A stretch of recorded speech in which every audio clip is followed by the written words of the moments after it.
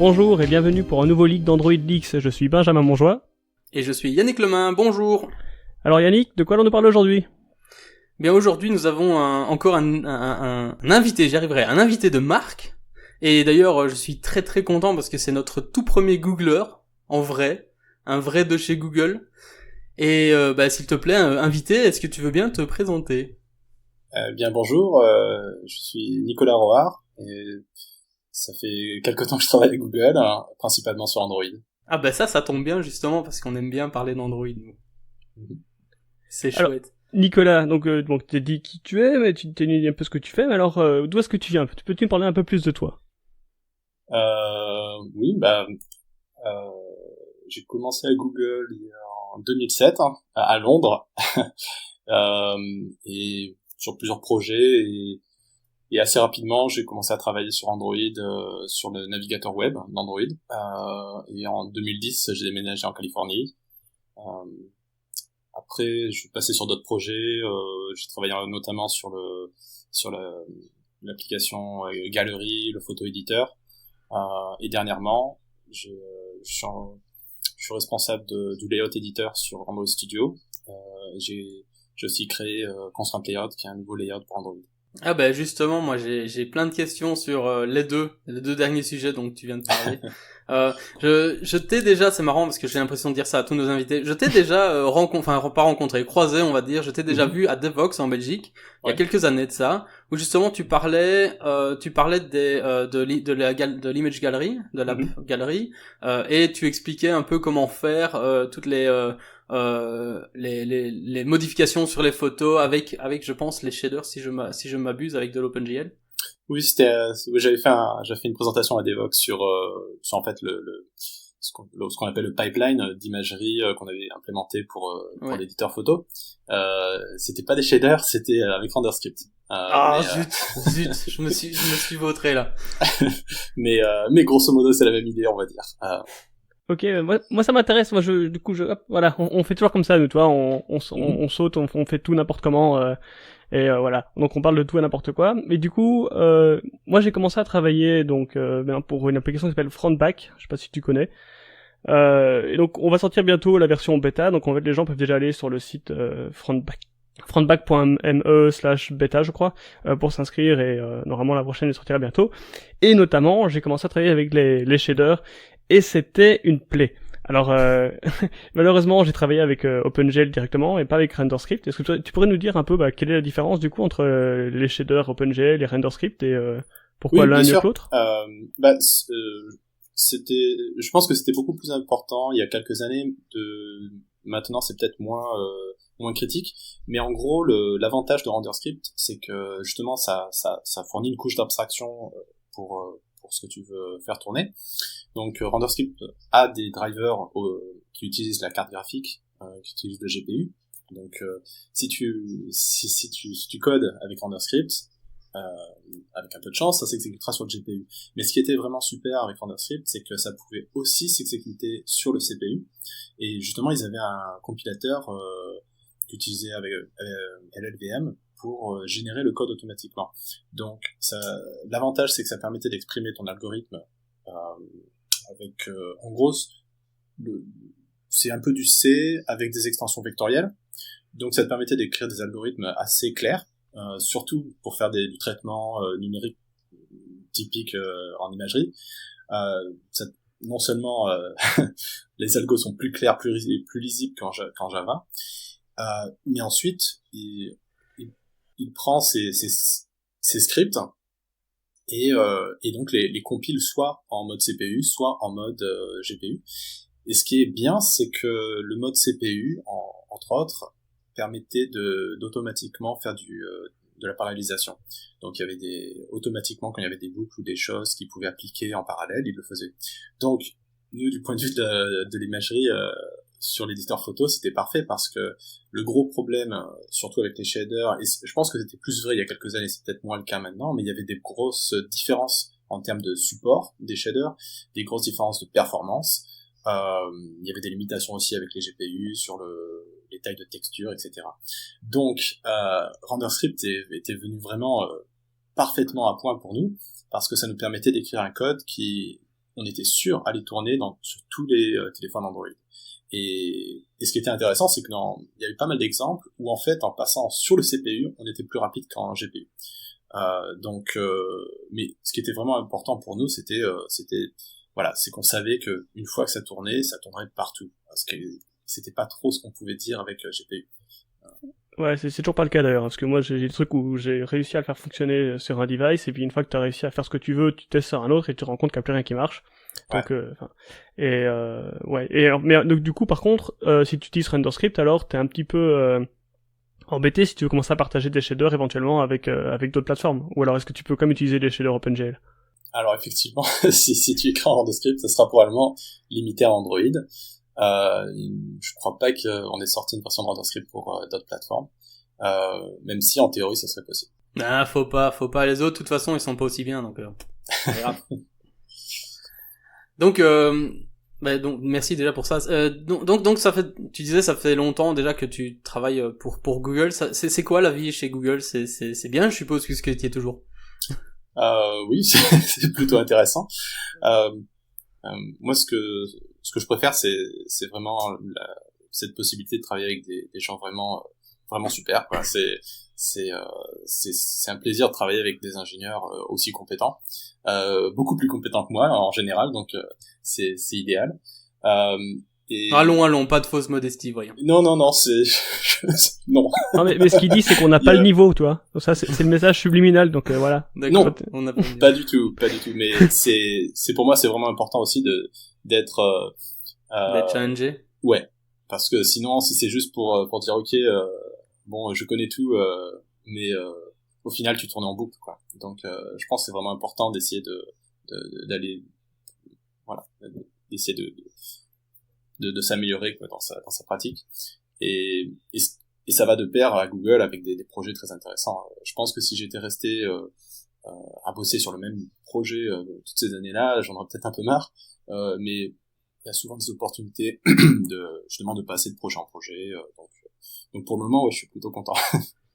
Ah ben, c'est bien. Ça, c'est vraiment excellent comme message, quand même. Ça donne envie, hein. Ça donne vraiment envie. Il faut être malin, il paraît. Donc, c'est plus difficile. C'est vrai que tu parles tu passes de projet en projet. Enfin, quand on regarde un petit peu, t'as travaillé notamment sur Windows Mobile 5 et 6. Alors que je sais pas si tu veux peut-être pas qu'on ravive des mauvais souvenirs, j'en sais rien. Mais donc du coup, je pense que c'était la même période où Android est sorti, au moment où tu travaillais là-dessus. Est-ce que du coup, pour toi, Android, ça a été un vrai changement du coup par rapport à ce genre de technologie? Oui, et effectivement, un des premiers projets, on avait fait un port de WebKit sur Windows Mobile. C'était assez intéressant et effectivement, la plateforme Windows Mobile avait certains côtés moins agréables. Mais rapidement, justement, je suis passé sur Android en travaillant sur le navigateur, au début en rajoutant des extensions HTML5, et au fur et à mesure, en étant de plus en plus impliqué dans le projet, entre autres sur Honeycomb, j'avais implémenté l'accélération matérielle, utilisant OpenGL justement. Donc non, la plateforme Android, pour moi, ça a toujours été vraiment intéressant, et ça a toujours été une des caractéristiques qui m'avait changé la vie, c'était l'accès au code source, quoi. En travaillant sur Windows Mobile, on n'avait pas accès au code source, et souvent il y avait des impasses, alors qu'avec Android, on peut regarder le code source. Et ce qui est bien, c'est que c'est valable pour nous qui travaillons sur la plateforme, mais c'est valable pour tous les développeurs externes. Et ça, pour moi, c'est vraiment fabuleux, quoi. Moi, en tant que développeur qui travaillait sur les API système comme ça, c'était énorme, quoi. Je suis tout à fait d'accord. Je ne peux que confirmer et approuver à demain. Ça se dit pas du tout, mais c'est pas grave. C'est vrai que c'est bien de pouvoir vraiment creuser quelque chose, d'essayer de vraiment comprendre comment les choses fonctionnent derrière, et d'avoir cette opportunité là. Bien que le seul truc que moi je regrette, c'est que je vais un peu trop vite pour mettre à jour la version de mon target SDK sur mes projets. Et du coup, en général, le target SDK vient avant le code source. Donc, dès que j'augmente le target SDK et que j'essaye de voir la source, il me dit, j'ai décompilé, mais j'ai rien d'autre. Donc, c'est tout du stop partout. C'est pas super clair. Mais bon, c'est pas grave, ça arrive, je sais que ça vient, c'est pas grave. Mais, voilà. J'aime bien râler, c'est mon côté belge. C'est comme ça. Mais c'est cool. Donc en fait, toi tu fais partie de l'équipe Android, donc tu travailles sur Android depuis les balbutiements en fait. Oui, On sauf peut dire qu'au ça. début j'étais à Londres et c'était pas complètement dans l'équipe d'origine.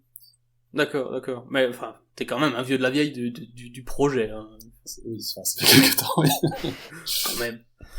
Avant que le premier téléphone ne soit sorti, tu travaillais déjà dessus, donc pour moi c'est déjà c'est quand même total respect quoi, total respect. Le temps passe C'est vite, on va difficile dire. quoi. C'est sûr. Bah quand on s'amuse, c'est ça. Oui, c'est vrai. Alors, tu Cool. disais, t'as travaillé sur le navigateur, alors, donc que maintenant il a été déprécié, hein, Mhm. je pense ne pas dire de conneries. Mais du coup, ça devait être un travail énorme. Enfin, donc, est-ce que ça a été, est-ce que ça a été vraiment enfin, est-ce que c'était vraiment un travail compliqué, difficile, ou est-ce que c'était un peu comme le reste au final? Parce que j'ai un peu du mal à imaginer ce que ça représente de développer un navigateur complet pour un téléphone, quoi. C'était beaucoup de travail, en particulier parce que, surtout à l'époque, les téléphones n'étaient pas aussi puissants que ce qu'on a maintenant. Donc il y avait beaucoup d'efforts pour faire en sorte que ça tourne plutôt correctement. Euh, bon, on a été remplacé par Chrome, ce qui était complètement logique parce que Chrome a une plus grosse équipe et il y avait la possibilité d'avancer beaucoup plus rapidement en termes de nouvelles fonctionnalités, etc. Donc je pense que maintenant, ce qu'on a sur Android est quand même bien mieux que ce que nous on avait à l'époque. Euh, mais c'est vrai qu'on était très focalisé sur les performances et faire en sorte que ça marche bien sur un téléphone de l'époque.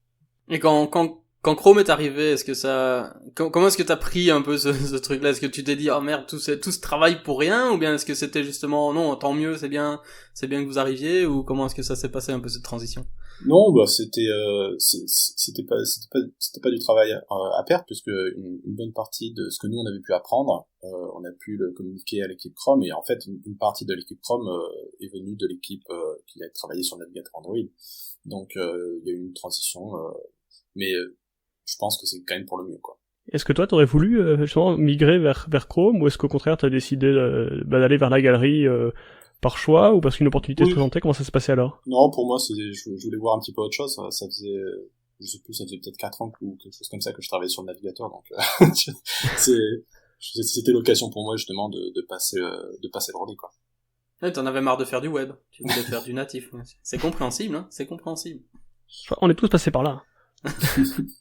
Ok, non, j'avais demandé, est-ce que le fait enfin, t'as l'air d'aimer de prendre des photos et tout ça. Mhm. Est-ce que le fait de faire ça t'a un peu motivé à bosser sur l'application Galerie, ou ça n'avait rien à voir, ou? Si, si. C'est justement, euh, le projet de galerie justement cherchait des ingénieurs et bah, moi je suis toujours pas mal j'aime bien prendre des photos, quoi. Mais tout ça, c'est la faute à Romain Guy, qui m'avait entraîné dans un road trip pour faire des photos. Et du coup, bah, je me suis lancé dans ce projet-là parce que j'aime bien travailler sur des projets où je suis l'utilisateur moi aussi. C'est-à-dire que je trouve que ça permet de prendre de meilleures décisions que sur quelque chose où on n'est pas forcément utilisateur. Donc c'est pour ça que je m'étais lancé dans l'éditeur photo, quoi, parce que j'avais une bonne idée de ce que je voulais faire. Bah, on l'a vu, en tout cas, moi, je trouvais que à ce moment-là, c'était quand même une chouette app, ça marchait vraiment, vraiment bien. J'avoue que je suis pas un grand utilisateur de filtres, donc j'étais pas le gars qui allait mettre des filtres sur tous mes photos, mais je trouvais que c'était quand même, c'était bien rendu, quoi, ça marche, ça fonctionnait très bien, c'était intuitif, c'était ce qu'il fallait, donc au final, c'est peut-être pas plus mal que les gens qui développent soient aussi les utilisateurs. Oui, On a justement eu cette discussion avec Cyril Mottier Mhm. précédemment, et il disait, enfin, on lui avait posé la même question. En gros, oui, il disait exactement la même chose, que le fait d'être utilisateur de son propre produit, ça aide énormément Oui. à la réflexion qui va autour, quoi. Oui, j'en suis vraiment persuadé. Alors, bien sûr, c'est pas quelque chose qui peut pas toujours, c'est pas toujours le cas et c'est pas forcément facile, mais si ça arrive, c'est l'idéal parce que Mhm. voilà, on est le premier utilisateur et parce que souvent, c'est un des problèmes quand on développe un logiciel, c'est que on se concentre sur les parties sur lesquelles on travaille et des fois, on n'a pas forcément le recul de comment un utilisateur va vraiment l'utiliser. Donc, en ayant un rôle d'utilisateur, même bien évidemment, ça sera toujours un rôle plus avancé parce qu'on connaît tous les détails, mais malgré tout, je pense que ça aide beaucoup. Ouais, je suis tout à fait d'accord. Mais d'ailleurs, enfin, j'ai un peu regardé les photos que tu fais. Enfin, voilà, je dis quand même, moi, je trouve tes photos très très belles et tout, et on voit que tu prends la peine de les prendre avec du bon matériel. Et du coup, est-ce que justement le fait que tu sois ce genre de personne quand tu travailles sur l'application Galerie, est-ce que tu as rencontré des problèmes où voilà tes photos étaient trop grosses et du coup ça crachait, ce genre de choses et est-ce que justement t'as pu améliorer grâce à ça ou pas du tout, ou au final ça marchait très bien et Non, ça marchait pas mal. Mais effectivement, on avait architecturé le pipeline pour faire en sorte que même en mettant des grosses images, ça puisse continuer à marcher. Et je suis sûr que, attention, tu vas voir la transition de professionnel. Et je suis sûr que pour pouvoir faire une telle application, vous avez dû utiliser un maximum de layout, et des layouts très compliqués, n'est-ce pas? Ça, c'est de la transition. Et donc, j'en déduis que c'est suite à ce genre de douleur que vous vous en êtes pris à ce nouveau venu dans le monde fantastique des layouts et Android qui s'appelle le Constraint Layout. Mm-hmm. Oui, c'est pas faux. c'est effectivement, c'est un peu l'expérience d'avoir développé une application, a définitivement a poussé un petit peu pour moi à créer Constraint Layout. Ouais, tout à l'heure tu disais que notamment tu avais créé Constraint Layout. Est-ce que ça part justement de toi, ou est-ce que ça part du travail d'équipe? Donc d'où est venue l'idée de Constraint Layout? Oui, non, à l'origine, je cherchais un truc intéressant à faire et puis réfléchissant un peu, je me suis dit qu'il y avait peut-être quelque chose de bien en termes d'édition d'une interface graphique. Et en fait, c'est plutôt parti de ce point de vue-là, c'est-à-dire que j'étais plus intéressé par créer un éditeur de layout, sauf que créer un éditeur de layout avec les layouts d'Android, c'était pas forcément idéal pour plusieurs raisons. Mais pas que les layouts sont mauvais, c'est juste que pour un outil, c'était plus compliqué que ce que ça pourrait l'être. En particulier, comme les positions des widgets quand on utilise les layouts Android sont appliquées instantanément, faire un éditeur qui soit facile d'utilisation et intuitif, c'est un peu plus compliqué parce que tu peux pas simplement mettre tes boutons, tes champs texte où tu veux. Ils vont forcément aller à l'endroit imposé par le layout. Donc à la base, comme moi je voulais faire un éditeur un peu plus intuitif, et je me suis dit qu'un layout un peu plus flexible, c'était peut-être intéressant à explorer, avec l'avantage que en étant dès le début, on voulait faire un layout qui soit distribué à travers comme une support library, donc où on peut pousser des nouvelles versions, itérer, corriger les bugs, rajouter des fonctionnalités, et entre autres, il y a certaines fonctionnalités, certains aspects de Constraint Layout qui sont faits pour que ça marche bien avec un éditeur graphique. Et c'est vrai qu'avec les layouts Android, comme on peut pas toucher le code qui tournait sur les versions précédentes, par définition, c'est un peu plus compliqué. Ça veut pas dire que l'éditeur graphique dans Studio ne gère pas les anciens layouts, il les gère très bien, mais je pense que on peut arriver à une meilleure utilisation quand on crée un UI comme ça avec Constraint Layout. Donc c'était une des raisons à la base. Donc si je comprends bien, tu as commencé par écrire l'outil avant d'écrire le truc que l'outil allait gérer, en somme. Quelque chose comme ça. C'est un petit peu... ça a l'air un peu à l'envers, non? C'est du TDD, tu vois, c'est du Tool Driven Development. Exactement. Excellent. Non, en fait, c'est plutôt que les deux ont été créés en même temps, vraiment en parallèle, ouais. Et l'un nourrissant l'autre et vice versa. C'était vraiment plutôt dans cet esprit-là, quoi. D'accord. Donc concrètement, tu fais partie de la Tools team ou du UI team? Je suis un peu confus là. Je dois dire. On était un petit peu entre deux, mais oui. Mais récemment on a transféré justement sur l'équipe Tools. Donc maintenant on est officiellement dans l'équipe Tools. D'accord. Ça c'était juste pour ma compréhension personnelle de la chose. J'ai joué avec Constraint Layout. D'ailleurs, j'ai une app sur le Play Store qui est sorti il y a des mois, c'était encore je crois que c'était encore la bêta 3 ou 4 à ce moment-là. Non, l'alpha 4 pardon, je pense quand c'est sorti. Donc j'aime penser que je suis un early adopter du constraint layout. Je dois dire que ça a pas été toujours une partie de plaisir. Ne le prends pas mal, hein. J'avoue qu'à ce moment-là, en tout cas au début, il y avait des petits trucs comiques du style, je commence à mettre, et peut-être que j'utilisais pas les constraint layout de la meilleure manière qui soit, c'est fort probable, mais j'avais des trucs du style, je commence à mettre beaucoup de layout sur une vue, et puis tout d'un coup, pouf, il y a toutes les contraintes, beaucoup de contraintes sur une vue, essayais-je de dire, et tout d'un coup, pouf, il y a toutes les contraintes qui disparaissent. Et là c'est un tout petit peu frustrant parce que c'était pas toujours facile de drag and dropper le machin, surtout que j'ai l'habitude depuis quelques années maintenant d'écrire tous mes layouts à la main dans l'éditeur XML et c'était vraiment difficile de faire cette transition vers ce machin qui génère du code et qui moi par définition j'aime pas trop les machins qui génèrent du code. Donc il y avait beaucoup de choses là. Et est-ce que t'as eu beaucoup de feedback un peu négatif comme ça? Est-ce que t'as eu beaucoup de gens qui te disaient ah mais on veut pas de cet éditeur visuel, on préfère continuer à écrire du code, non? Curieusement, pas tant que ça. Ah bah tant mieux, c'est bien. Mais je comprends tout à fait.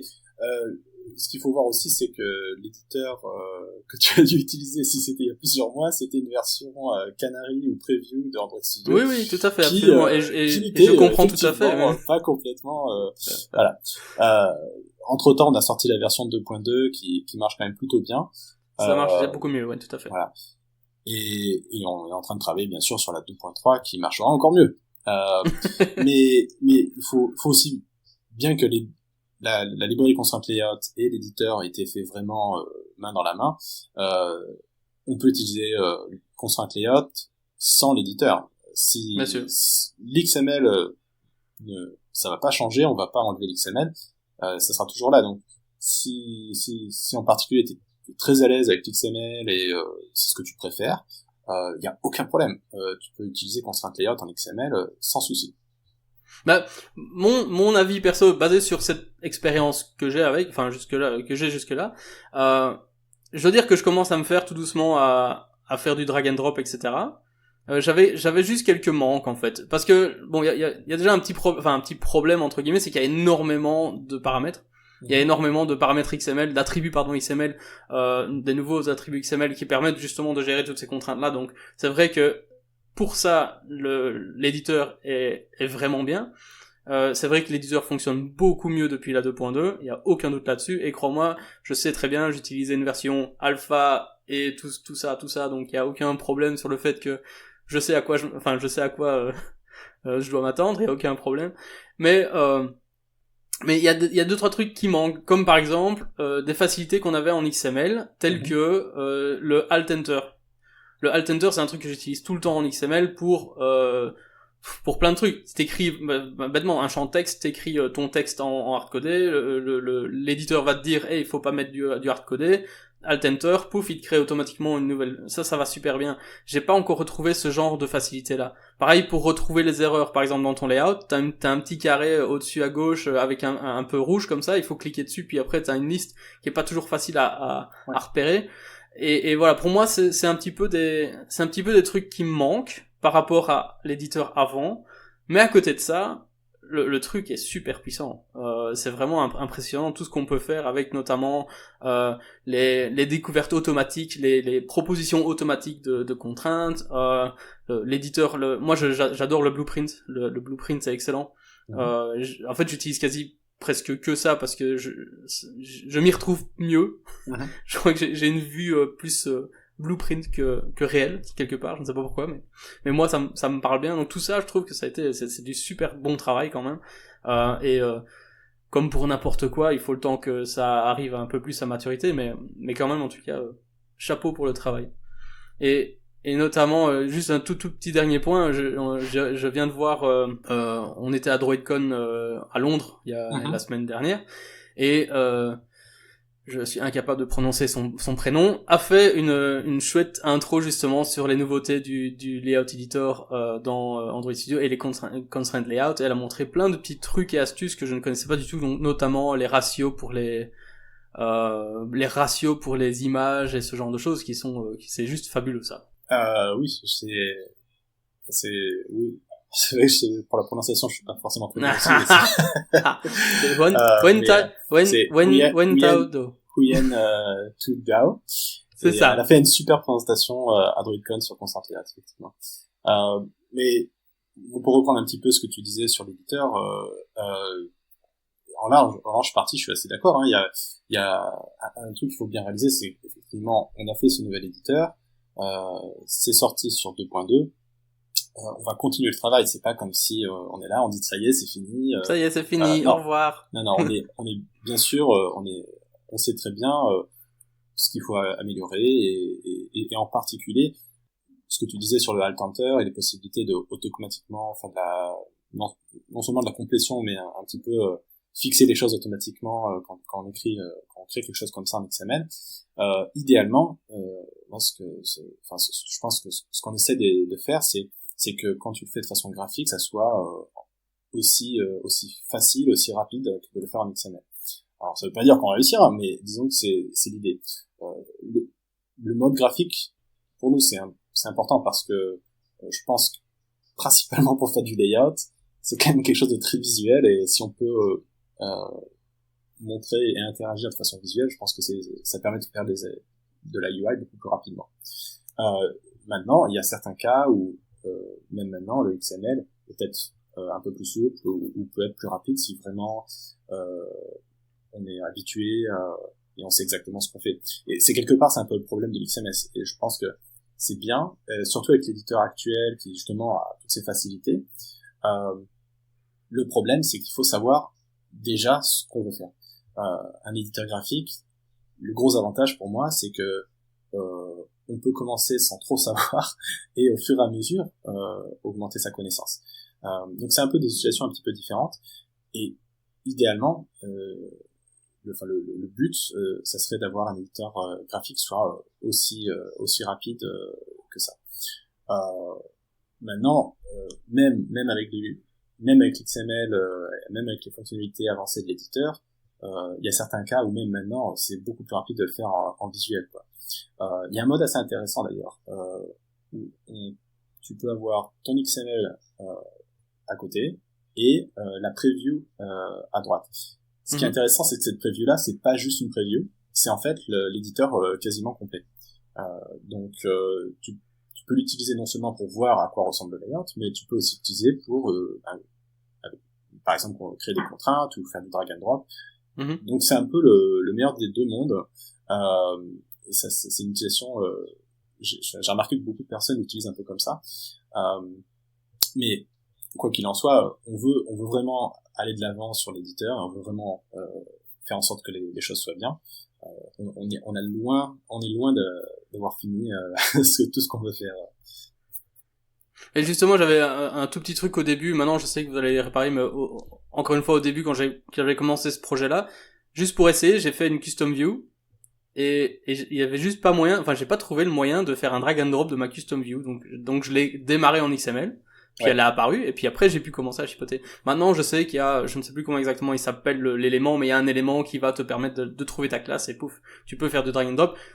Voilà, ça a été réparé, c'est très bien. C'est juste qu'au début, c'était un petit peu, tiens, il y a tous les trucs de base du système, mais mes trucs à moi, ils sont où, et comment est-ce qu'on fait pour les ajouter? C'était un petit peu, mais bon, voilà, ça s'améliore, ça grandit, c'est bien. Effectivement, c'est exactement le genre de choses que on veut améliorer. Mais bon, tout ça prend du temps. mais on va aller vers ce genre de choses. Alors tant que t'es là, Père Noël, j'ai une liste. Non, en fait, j'ai une seule demande, peut-être que ça va jamais se faire, je sais pas. Est-ce qu'il y aurait moyen de pouvoir extraire la vue, justement, la vue, donc de faire en sorte que ce soit une espèce de window pop-up qui sorte de l'éditeur, la preview, donc le mode, juste la preview, comme ça on peut avoir plus d'espace pour coder, surtout si on a je sais pas, si on a un plus petit écran ou si on a un deuxième écran. Moi j'aime bien ça, en fait, avoir mon code d'un côté et juste sur l'écran à côté avoir un peu le visuel. Il y aurait moyen de faire ça? Pour le moment, je ne crois pas. C'est pas dans le pipe. Je pense que tu peux enlever un tab directement. et tu peux dans ce tab-là, tu peux mettre que l'éditeur. Mais quelque chose d'un peu plus léger, comme tu le décris, en tout cas pas pour le moment. En fait, le problème, c'est que dès que tu sortais, enfin, c'est pas spécialement un problème, mais ça me perturbait moi parce que je suis vite perturbé. C'est dès que tu sors de ton éditeur disons d'XML, ta preview disparaît.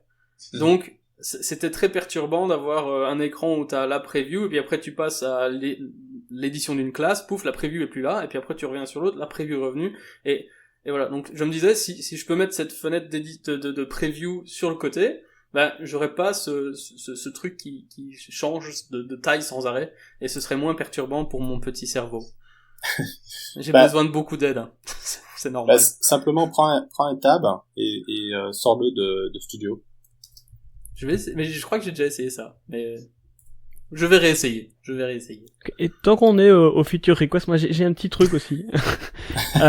C'est en fait ce que t'expliquais justement que la preview est en fait un éditeur semi-complet et il y a moyen de désactiver ça parce qu'en fait moi le truc c'est que je suis du genre à coder en XML et j'aime pas trop toucher à ma souris et donc du coup c'est pour ça que j'étais pas enfin, j'étais un peu surpris du coup quand tu dis que l'idée principale c'est de faire un outil et puis Constraint Layout. Moi je pensais que Constraint Layout était plus à la base venu d'une réflexion sur la performance plutôt que sur l'outil.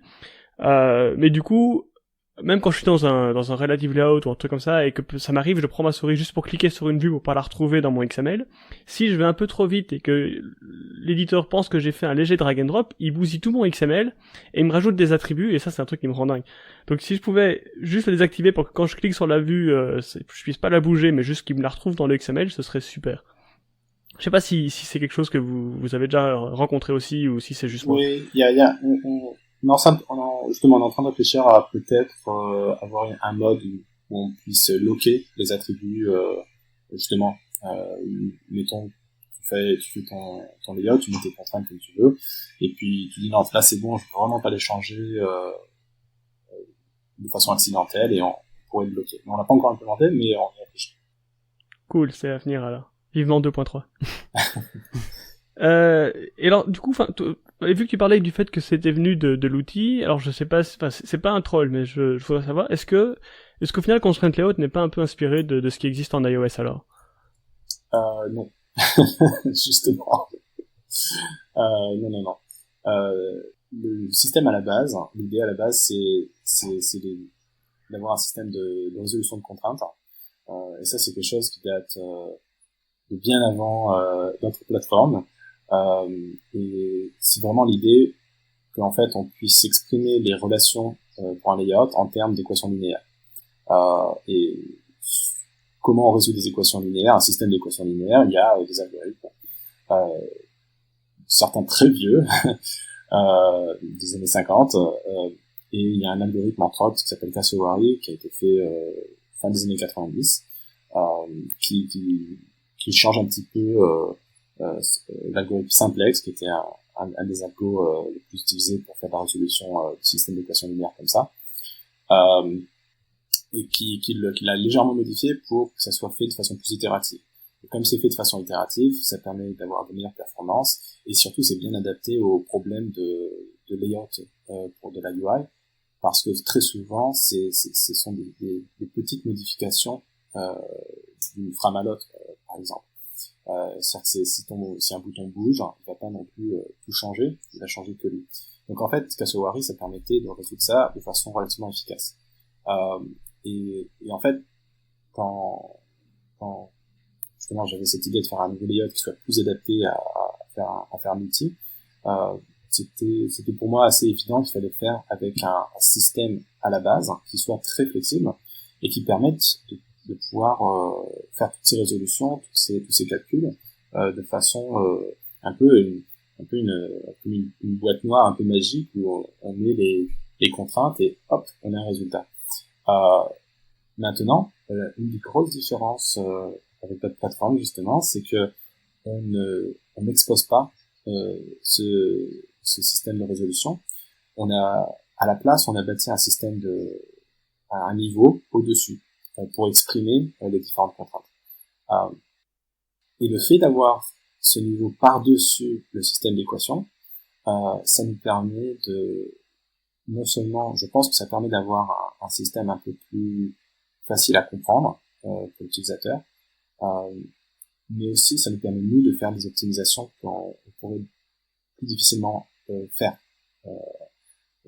Donc sur certains cas, par exemple, on n'utilise pas le solver. On fait la résolution directement. Ok, et donc du coup, si vous avez cette couche, est-ce que je pense pas que ce soit déjà le cas, mais je le pose quand même. Est-ce qu'il y a moyen pour nous de créer nos propres contraintes à l'heure actuelle? Non. Est-ce que c'est prévu éventuellement plus tard d'exposer ça pour que les développeurs puissent créer leurs propres contraintes? Pas forcément. Non, mais je tiens à préciser qu'il dit ça avec un grand sourire. Non, mais je ne sais pas ce que ça veut dire, mais voilà. Non, mais c'est de façon plus simple. Si on expose tout le système, c'est très facile de tomber sur des systèmes qui sont pas forcément on peut pas forcément avoir une résolution correcte, où les performances sont peut-être pas idéales, etc. Donc, je pense que c'était vraiment important de définir cette couche par-dessus. Le fait qu'on utilise un système d'équation et qu'on le résout, c'est juste un détail d'implémentation, c'est pas vraiment important en fait. Ce qui est plus important, c'est les types de contraintes qu'on supporte et le modèle et comment tout ça marche. Et la difficulté, c'est vraiment d'essayer de trouver quelque chose, de faire une bonne balance entre de la complexité et de l'expressivité. Donc, la solution la plus simple, c'est de dire, ok, on a un système d'équations et félicitations, vous allez pouvoir écrire des équations mathématiques. C'est peut-être pas l'approche la plus intuitive. Donc nous, on voulait plutôt aller vers quelque chose de toute façon, on avait ce système à la base, donc on sait qu'on peut exprimer à peu près n'importe quoi. Donc ça nous fait une bonne base où on peut vraiment s'appuyer dessus. Mais par-dessus, on veut quelque chose qui soit plus simple. Maintenant, rajouter les équations, il y a certains cas où ça pourrait être utile, mais je pense que ce serait mieux de raffiner le modèle qu'on a plutôt que de directement laisser les gens écrire des équations. Un des trucs qu'on n'a pas fait mais qui pourrait être utile, ce serait par exemple d'injecter des valeurs dans le système et de définir des positions par rapport à ces valeurs-là. Donc c'est ce genre d'approche qui, sans donner tout l'accès au moteur en fait, on puisse quand même exposer en gros les fonctionnalités qui sont intéressantes pour le développeur. Mais ce que tu dis là, est-ce que c'est pas un peu la même chose que les guidelines justement? Au final, avoir certaines valeurs, on va dire, que tu viens injecter, c'est un peu ce principe-là, non? Oui, alors les guidelines c'est un petit peu différent, mais ça participe un peu à la même idée, c'est-à-dire que c'est quelque chose qui aurait été difficile de faire autrement qu'avec un nouveau système de layout. Mais pour ceux qui nous écoutent, qui connaissent pas, en gros, ça permet de rajouter des guides horizontaux ou verticaux, un peu comme avec Photoshop, et de positionner les éléments, les boutons par exemple, par rapport à ces guides. Et les guides, eux, sont positionnés par rapport aux parents, par rapport au conteneur, soit de façon fixe, une valeur fixe, par exemple, je sais pas moi, 20 dips de la gauche, soit en termes de pourcentage. Mais ce qui est intéressant, c'est qu'en fait, ces guidelines ne font rien, enfin pas grand-chose en elles-mêmes. Tout ce qu'elles font, elles sont là pour...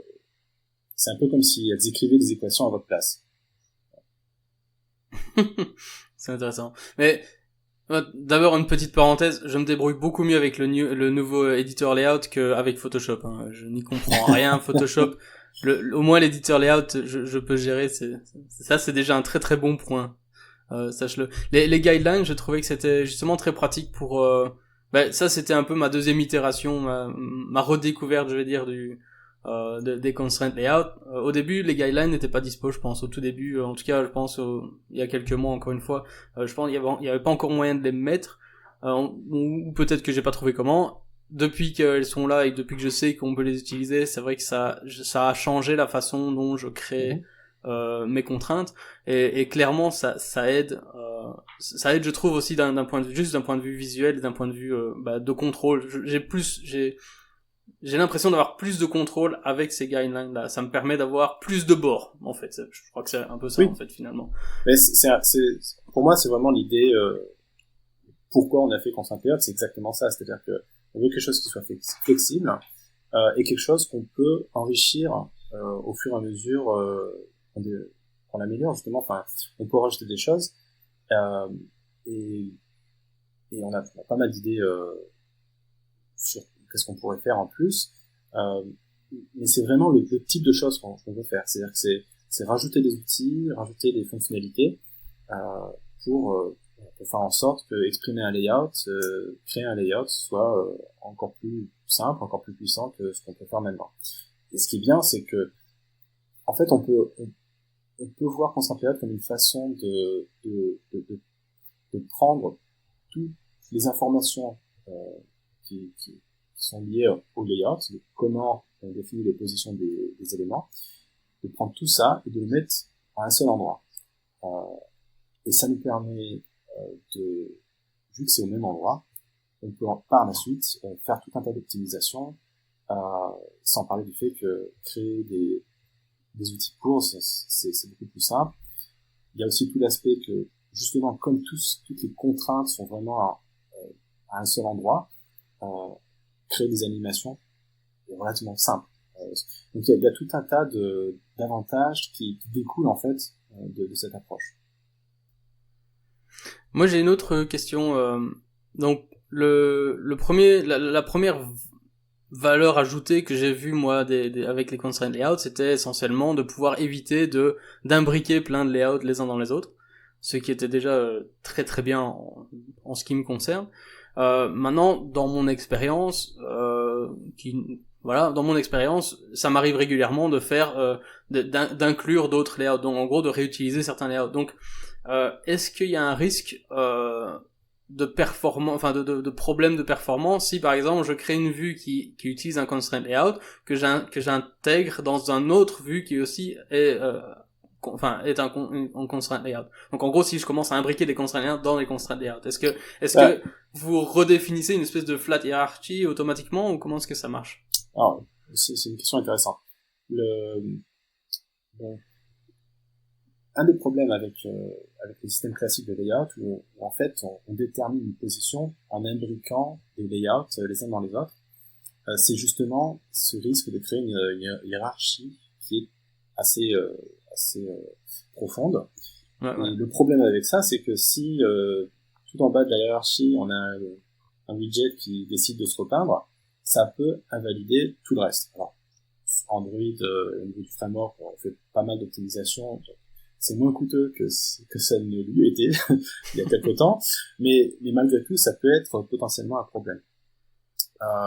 L'autre problème, c'est avec des hiérarchies comme ça, très très profondes, c'est en termes d'animation. C'est que vu que en fait, on imbrique à la fois, on a un système de vue, la vue hiérarchique quoi, qui définit les boutons sont, et en fait, dans cette hiérarchie, on imbrique le layout.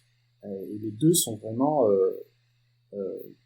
complètement imbriqués comme ça. Le problème, c'est qu'avec des animations, on peut du coup se retrouver à taper dans les bands, en dehors des bands, etc. Donc ça, il y a des problèmes non seulement de performance, des problèmes d'animation potentiellement, c'est-à-dire que si on commence à animer un bouton, il risque d'être clippé, etc. Suivant où il est dans la hiérarchie. Et des problèmes c'est plus compliqué, évidemment, avec une hiérarchie comme ça, de pouvoir facilement changer de layout.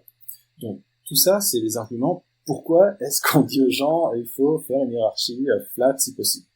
Maintenant, et justement, Constraint Layout permet de faire ce genre de choses parce qu'en étant plus flexible, ça te permet d'exprimer plus de choses et donc de garder une hiérarchie très flat, idéalement, sans hiérarchie aucune. Bon. Mais maintenant, il y a quand même des cas où avoir une hiérarchie, ça peut être utile.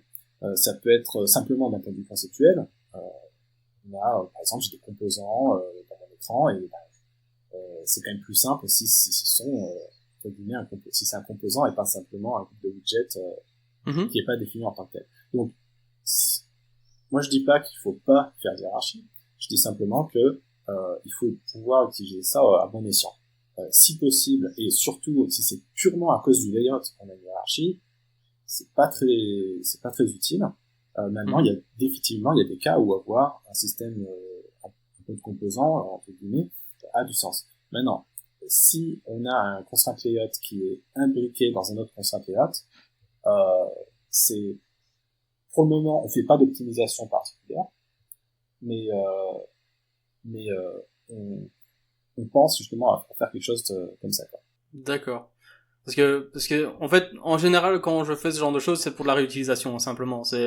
J'ai déjà un bout qui va être réutilisé, ne serait-ce que pour, je fais ça souvent pour gérer les différentes tailles de device, où je vais avoir un layout principal en fonction de la taille du device, et puis après je vais réutiliser des bouts et les mettre peut-être ailleurs, mais réutiliser ces bouts-là parce que c'est des bouts qui ne changent jamais. Voilà. Peut-être une suite de boutons ou que sais-je, ça peut être vraiment n'importe quoi, mais du coup j'ai tendance, voilà, ici dans ma petite app que je fais, j'appelle ça un peu mon app mon app magique où j'essaye tout ce que je peux essayer parce que j'adore apprendre, et notamment dans les constraint layout, pour le moment j'essaye de n'utiliser que des constraint layout, mais j'en suis déjà arrivé, voilà, j'ai mis des constraint layout dans des items de recycler view, jusque là il n'y a aucun problème, mais je réutilise aussi ces items-là dans d'autres layouts qui ne sont pas des recycler view du tout. Ouais. Donc je réutilise le view holder qui lui est un constraint layout, enfin qui inflate un constraint layout, qui se trouve que j'injecte dans un autre constraint layout. Et voilà. Donc j'avais un petit peu peur de revenir en fait un peu en arrière, enfin un petit peu un cran en arrière avec on va refaire plein de passes et peut-être que c'est pas nécessaire. Non, alors bien évidemment toutes les questions de performance avec la hiérarchie, ça reste valide. Mais mais je pense que ça a du sens quand on utilise la hiérarchie plus en tant qu'organisation et pas à cause du fait qu'on veut exprimer un layout d'une façon ou d'une autre. Ouais, c'est ça. Voilà. Maintenant, une des choses, on en avait un petit peu parlé, il me semble, quand on avait fait la présentation à Google I.O. sur Constraint Layout, c'était le concept d'avoir des virtual view groups, c'est-à-dire justement de dire ouais, c'est vrai que des groupes, des fois c'est utile, même parfois pour exprimer du layout, mais aussi, comme on vient de le dire, pour exprimer au niveau conceptuel, j'ai un groupe. Mais malgré tout, on aimerait bien avoir une hiérarchie qui reste toute plate. Et donc on avait eu cette idée de faire justement des view groups, mais qui soient complètement virtuels et en fait qui en termes de la vue hiérarchie disparaîtrait, quoi. Au final, c'est quelque chose qu'on n'a pas sorti. Et ce qu'on est en train de penser en ce moment, c'est plutôt que si tu utilises un constraint layout dans un constraint layout, alors on te fournira une option pour aplatir tout ça. Donc pour le moment c'est pas le cas, mais si tu utilises un constraint layout dans un constraint layout, je pense que dans le futur on pourra faire des optimisations intéressantes. Et vous feriez ce genre d'optimisation au runtime ou quand exactement? Probablement au runtime, oui. Ah, d'accord. Moi ça me va, hein. Aucun problème. Tant que c'est optimisé. Et on est d'accord sur le fait que, à terme, l'idée c'est d'utiliser le constraint layout partout, autant que faire se peut, évidemment, et qu'éventuellement les autres sont moins importants, les autres layouts restent moins importants. Pas forcément, ça dépend. Alors, déjà d'une part, il y a certaines fonctionnalités que constraint layout ne fait pas, ou fait mais de façon plus complexe, donc ça dépend vraiment de l'utilisation dont on a fait. Par exemple, si tu as simplement une suite de boutons, et justement c'est quelque chose que tu inclus, autant utiliser un linear layout, ça sera plus rapide que d'utiliser un constraint layout juste pour ça. Après, bon, pour ce qui est du futur, on verra. Ça va dépendre beaucoup de ce qu'on peut faire avec constraint layout, des fonctionnalités qu'on rajoute, et du type d'optimisation qu'on pourra faire. Je pense qu'on pourra faire des choses intéressantes, mais ça va vraiment dépendre, je pense, de ça et des outils qui vont avec. Par exemple, s'il y a une application qui est déjà écrite et où tout marche bien, qu'il n'y a pas de problème de performance, ni rien, je pense pas que ça valait la peine de réécrire tout en constraint layout. Pour moi, je le vois plus sur du nouveau code, on crée un nouvel écran, ça peut être intéressant d'avoir constraint layout. Mais c'est comme tout, on fait de l'ingénierie, c'est toujours c'est essayer de trouver la meilleure balance. Voilà, c'est la meilleure balance. Le meilleur compromis. Exactement. Ouais. Voilà, il y a très rarement une solution noire ou blanche. C'est très souvent des nuances de gris. Donc, moi, je pense que on va pouvoir arriver à faire des choses très intéressantes. On n'en est pas encore complètement là, d'ailleurs. Là, pour le moment, là où on en est, on va dire qu'on est en termes de performance, hein, je parle. On est à peu près équivalent à Relative Layout dans les cas simples. Dans les cas complexes, on est mieux. Mais donc pour moi ça me va. Mais là aussi on pourra encore améliorer ça. Donc je sais pas si j'explique de façon très claire, mais en gros mais c'est plutôt pour dire ne paniquez pas, c'est pas parce qu'il y a un nouveau layout qu'il faut tout refaire. Non, c'est du cas par cas. Et maintenant, moi, j'encourage les gens à tester ce nouveau layout. Je pense qu'il ajoute des fonctionnalités très intéressantes. Et on a effectivement dans le futur pas mal d'idées pour améliorer ça encore de façon assez importante. Mais même maintenant, je pense qu'en termes de performance, ça va pas vraiment être le problème. Je suis plus intéressé par les possibilités d'expressivité. Et je pense pas que les performances à l'heure actuelle soient vraiment un problème. D'accord. Bah en tout cas moi jusque là mon app est très simple hein, je dois dire mais malgré tout ça reste parfait. Et ce que moi j'ai vraiment apprécié c'est que c'était compatible d'office out of the box avec SDK 9 enfin level 9 qui est quand même que je ne supporte pas hein. Enfin je veux dire moi je commence à 16 maintenant. J'ai arrêté de chipoter. Mais malgré tout c'était quand même bien que out of the box c'était là. Le fait que la librairie soit indépendante, c'était aussi extrêmement pratique parce que ça veut dire que il y a pas besoin d'attendre une mise à jour du système pour que ça marche. Bref, tout ça c'était quand même vraiment bien pensé dès le départ, ça marche quoi. Et ça je veux dire c'était quand même plutôt bien d'un point de vue perf. Moi j'ai déjà fait des layouts de dingue qui fonctionnent très bien. Avec des linear layouts qui contiennent des linear layouts qui eux-mêmes ont un relative layout. Ça fait mal, enfin ça fait peur à voir, mais ça marche très bien. J'ai jamais vraiment ressenti ni reçu de feedback négatif sur ce genre de layout là. Donc d'un point de vue perf, je dois dire tout à ça fait. peut être mieux en fait. Tout à fait. Et je pense que c'est quelque chose les performances de layout, c'était quelque chose qui était beaucoup plus important il y a quelques années que ce que ça l'est à l'heure actuelle. Pour plein de raisons, hein, les téléphones eux-mêmes ou les tablettes, etc. sont devenues de plus en plus puissantes, bien sûr. Et il y a eu énormément d'optimisation du côté de la plateforme aussi. On est passé à Art, qui améliore beaucoup les choses en termes de justement typiquement ce genre de choses que Art améliore. Donc c'est vrai qu'à l'heure actuelle, je pense pas que les performances soient le point le plus important. Pour moi, vraiment l'avantage, c'est plus en termes d'expressivité et de la possibilité de très facilement retourner sur un écran et pouvoir changer des choses. C'est plutôt dans ce sens-là, et c'est plutôt là où je vois l'intérêt de Constraint Layout. D'accord. Enfin, en tout cas, jusque là, moi je suis vendu, comme j'ai dit, les 2-3 petits trucs qui manquent un petit peu dans l'éditeur pour le moment. Je suis sûr que ça va s'améliorer, mais clairement moi j'adhère complètement. Il y a aucun souci sur ce côté-là. Donc en tout cas pour moi c'est un chouette nouveau layout. Donc vous pouvez franchement jeter le grid layout, c'est officiel. Vous pouvez le virer maintenant. C'est bon. Grid layout peut-être pas, je sais pas. Justement, grid layout c'est un des exemples de layout où pour le moment sur certains cas en tout cas, ça serait plus simple de le faire en grid layout qu'avec constraint layout. Si vraiment on a une grille, un tableau, c'est peut-être plus simple avec grid layout. D'un autre côté, voilà, après ça dépend.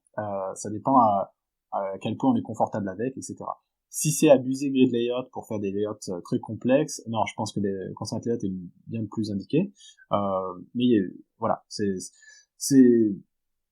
va vraiment dépendre du confort et de la connaissance qu'on peut avoir sur les layouts existants.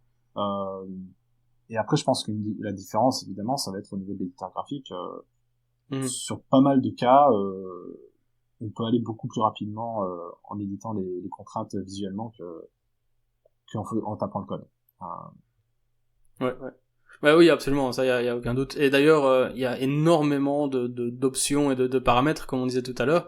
Et pendant le talk de cette fantastique femme qui l'a fait très bien, elle a montré un petit tab que j'avais jamais vu. Je l'ai juste loupé, je sais pas, enfin je l'ai loupé avec une liste dingue de plein de trucs, notamment les ratios pour les images que j'ai trouvé fantastiques. Enfin, pour les images, c'est peut-être utilisable sur n'importe quel composant, je suppose. Oui, c'est sur n'importe quel composant. Forcément. Mais voilà, il y a quand même énormément d'options, de possibilités. Alors attendons, parce que non. Ce qu'elle a montré, c'est simplement en fait, dans Studio, on a l'inspecteur à droite qui montre une série d'attributs typiquement les plus utilisés sur un widget donné. Et en fait, il y a une petite flèche en haut à droite. Et si tu cliques dessus, tu as la liste de tous les attributs. Mais en fait, c'est tous les attributs pour tout le monde. Donc, c'est pour ça qu'il y en a beaucoup. C'est pas forcément les attributs juste pour Constraint Layout, c'est un peu tout le monde. Ah d'accord, autant pour moi. Mais tu vois, vu que je l'avais pas vu, j'ai pas vraiment analysé le truc. Et j'ai pas encore eu le temps de mettre mes mains dedans, mais en tout cas, ça existe. Donc sachez-le, les gens. C'est là.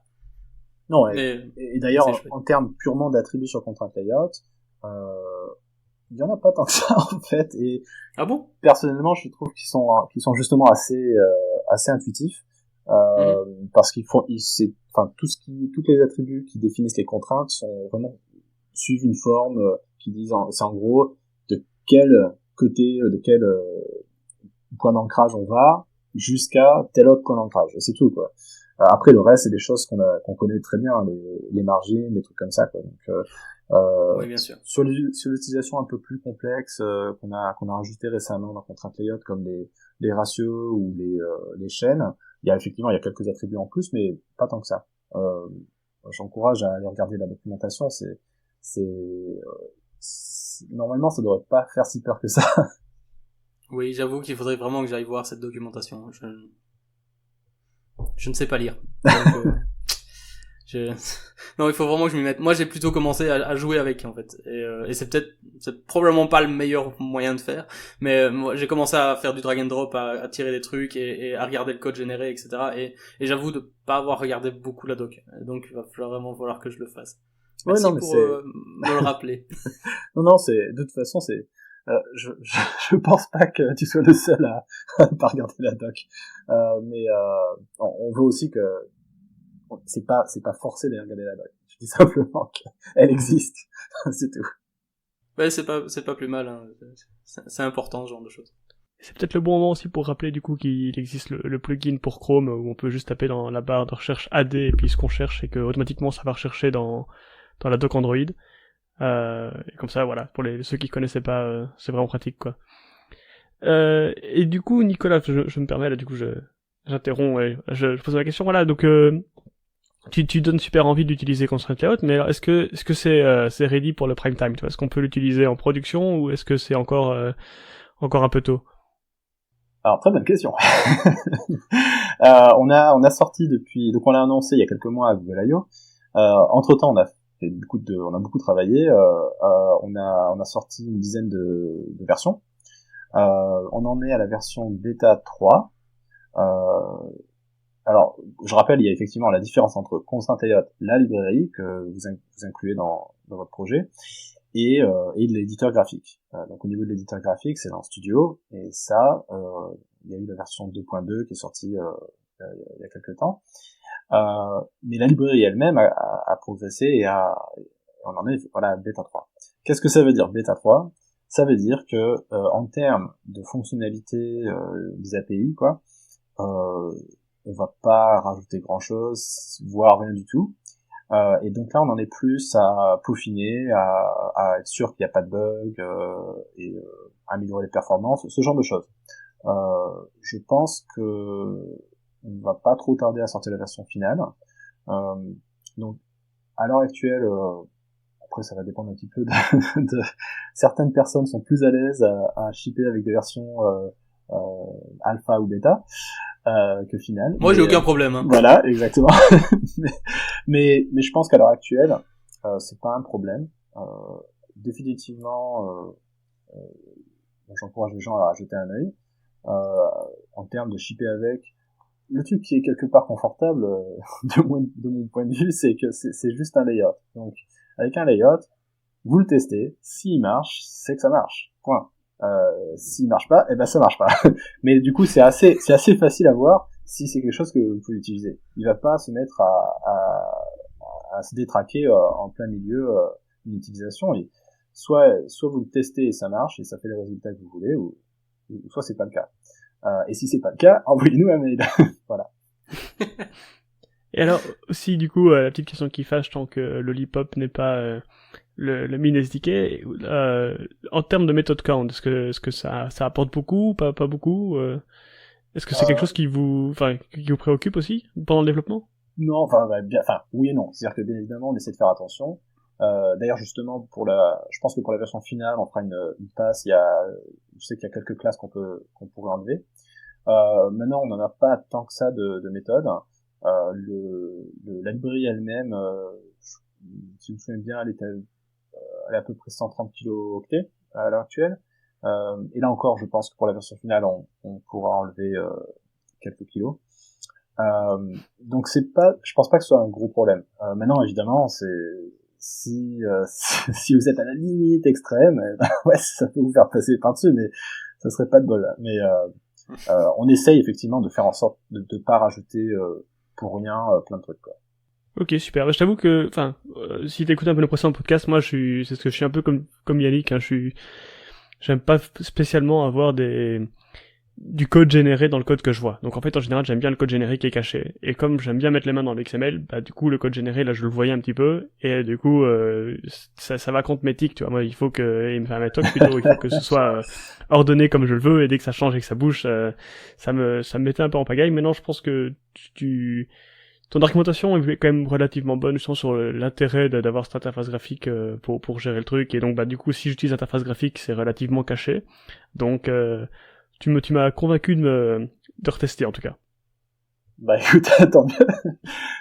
Non, je pense que ce qui est important aussi, c'est de voir vers là où on veut aller. Il y a, bien évidemment, c'est un peu l'excuse de mon côté, mais on va améliorer les choses.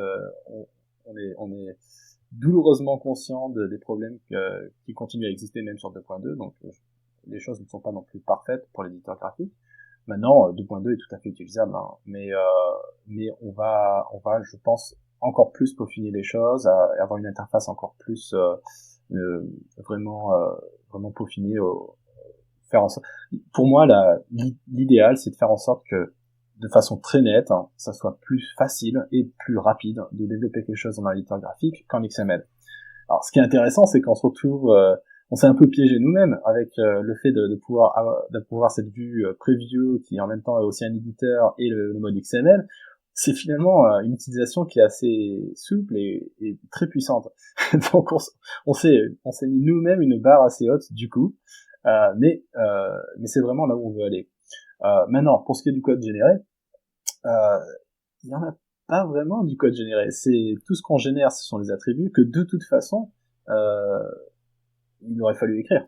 La seule, on a juste un attribut qu'on rajoute qui est effectivement généré par l'éditeur et que si tu tapais ton XML, tu le ferais pas. C'est un attribut qui dit en gros qui c'est qui crée la contrainte. Donc on a ce système assez phénoménal pour générer des contraintes automatiquement dans l'éditeur, le bouton inférence et c'est un mode qui en gros tu peux prendre tes widgets, tu les mets où tu veux, tu appuies sur le bouton et il te crée les contraintes pour toi. Et là, on rajoute un attribut pour dire ah ouais, ça a été créé par ça, parce que ça nous permet ensuite nous dans l'éditeur éventuellement de pouvoir les réécrire par-dessus et des choses comme ça. Mais c'est tout, c'est le seul attribut. Tous les autres attributs que tu vois, ce sont des attributs que de toute façon, il aurait fallu écrire à la main pour avoir le résultat que tu veux. Donc en fait, c'est vrai que je comprends tout à fait hein, la réticence sur oui, mais bon, l'éditeur graphique, il va écrire du code à la place. Je comprends parce que c'est vrai que dans le passé, on a tous eu une expérience plus ou moins douloureuse avec des éditeurs graphiques qui généraient du code. Ouais. Mais on ne génère pas de code. Tout ce qu'on fait, c'est on génère des attributs et ce sont les mêmes attributs qu'il aurait fallu. Donc, en fait, si tu regardes justement dans le mode blueprint et tu vois les différentes les différentes flèches, les différents arcs qui connectent des widgets les uns avec les autres, tu peux réfléchir, tu peux le voir comme en fait chaque flèche, c'est une ligne, c'est un attribut. C'est tout. Donc c'est juste une façon à mon avis, ça visuelle. doit être une vieille version. Enfin, quand j'ai testé ça, quand c'était encore en alpha, je crois que c'était juste après Google I.O. Ou pas longtemps après. Et Ouais. je me rappelle que j'avais l'impression qu'ils rajoutaient des attributs qui étaient pas nécessaires, dans le sens où c'était pas mauvais, mais ça le layout se suffisait tel quel et rajouter la ligne n'ajoutait rien. Et comme ça bousillait un petit peu, enfin ça changeait parfois l'ordre et ce genre de choses de mes attributs, ça m'embêtait un petit peu à ce moment-là. Maintenant, enfin voilà. Donc normalement ça devrait plus être le cas. En tout cas, je sais qu'effectivement quand on avait la toute première version, je crois qu'on avait corrigé ça sur la version 2 de preview d'Android Studio, mais la toute première version écrivait tous les attributs, même les attributs qui en fait spécifient une valeur par défaut. Donc du coup ça faisait une impression, ah ouais, il rajoute des choses qu'on n'a pas besoin. Mais on a corrigé ça. Maintenant, si c'est l'attribut par défaut, on le met pas, quoi. Ok. D'accord.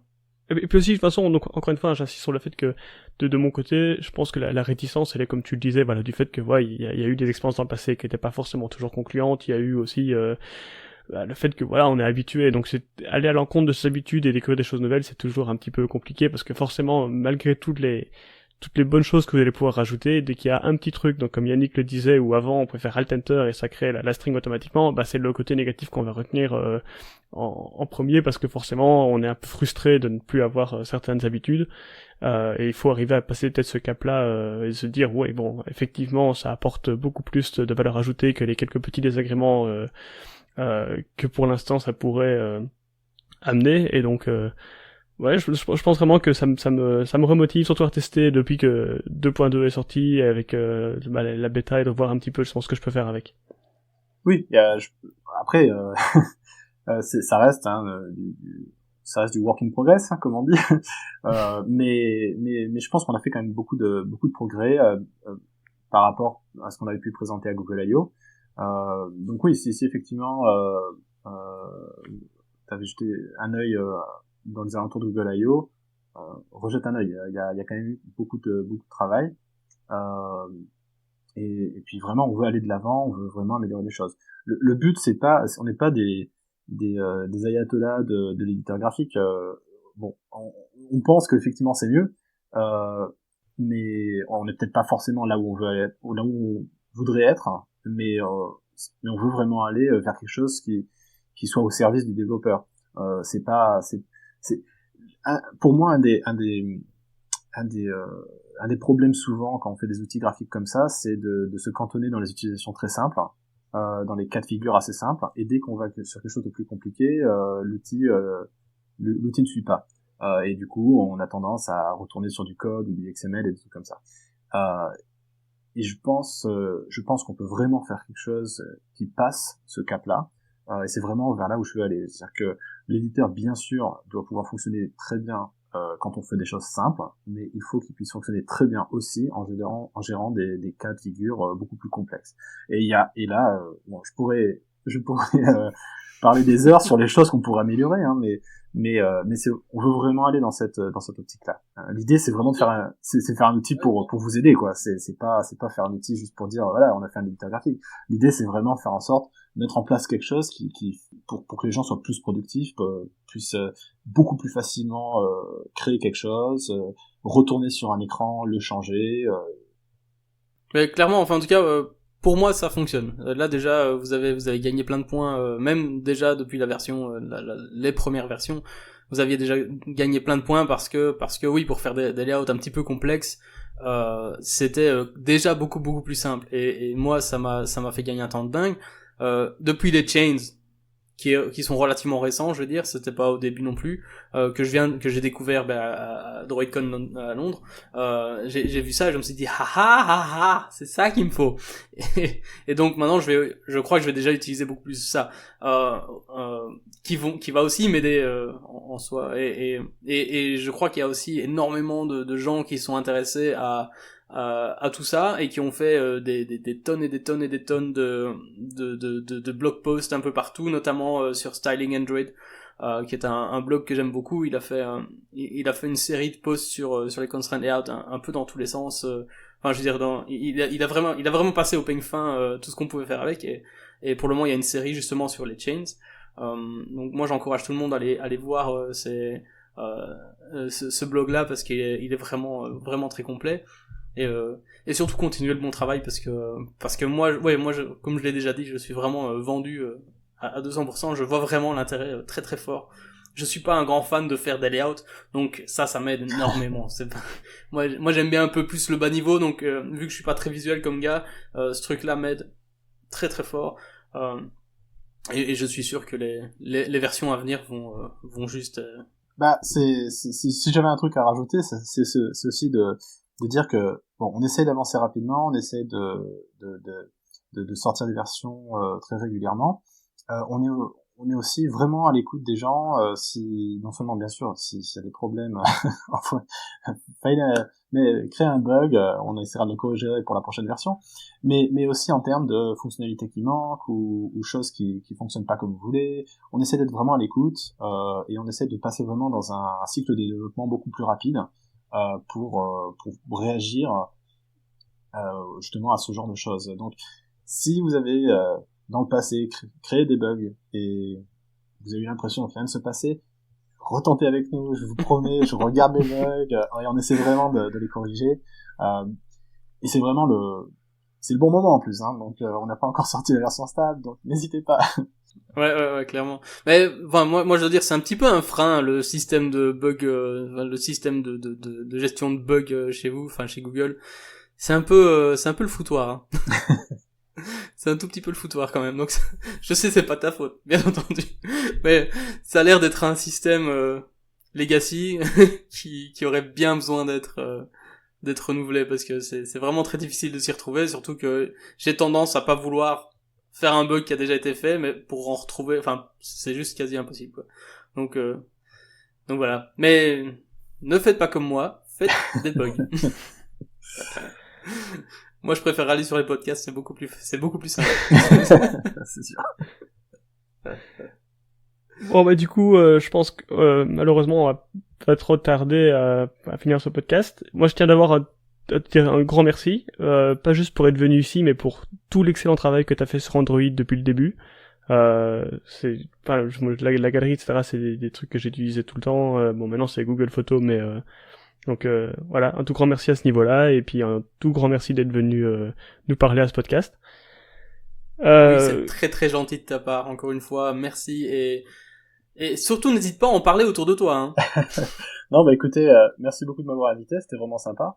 Et puis, bon, j'espère que j'ai pu expliquer un petit peu ce monde opaque qui est Constraint Layout, et j'espère, voilà, poser un petit peu l'idée de là où on veut aller. On n'en est pas encore exactement là où je veux, mais on a bien progressé, et je pense qu'on progressera rapidement aussi. Donc voilà. Mais merci beaucoup. En 6 mois, vous avez fait, ouais, c'est passé du noir au blanc, clairement. Des débuts classiques, mais là on arrive sur un truc vachement stable, et en tout cas, ouais, non, c'est du très très bon travail, donc merci pour ça. Et oui, moi j'attends avec impatience la suite. Moi aussi. Et je vais me plonger dans la doc. Si. Ne t'en va pas tout de suite, parce que tu le sais peut-être pas, on a une habitude de poser quelques questions de bonus à la fin à notre invité. Donc en général, on demande la fonctionnalité d'Android Studio que tu préfères. Maintenant, on va devoir la changer un petit peu pour toi. On va demander la fonctionnalité d'Android Studio que tu préfères, hormis l'éditeur de layout, évidemment. C'est dans l'éditeur de texte, c'est les fonctionnalités de refactoring. C'est juste fabuleux. Pour moi, après ça dépend vraiment des développeurs, mais moi j'aime beaucoup faire du refactoring, et j'hésite pas du tout à faire du refactoring, même si même des choses un peu complexes, parce que je pense que c'est vraiment important de garder une souplesse, et c'est vrai que par rapport à d'autres IDE, Studio est fabuleux, parce que en gros, il comprend mieux le Java, on va dire, et donc les outils de refactoring marchent vraiment bien. Et ça, c'est vraiment une fonctionnalité importante. Ah, c'est une tuerie, le fait que tu modifies une classe Java et qui va modifier les fichiers XML, ce genre de choses, et qui, quand il arrive à comprendre que tout est lié, c'est c'est magnifique. On va pas tenir plus longtemps. En tout cas, encore un grand merci d'avoir participé et je crois qu'il y a plus qu'à dire au revoir. Hein. Écoutez, merci encore et puis voilà, continuez le podcast et c'est toujours super intéressant. Donc merci. Merci à toi. toi. Salut, à bientôt. Au revoir.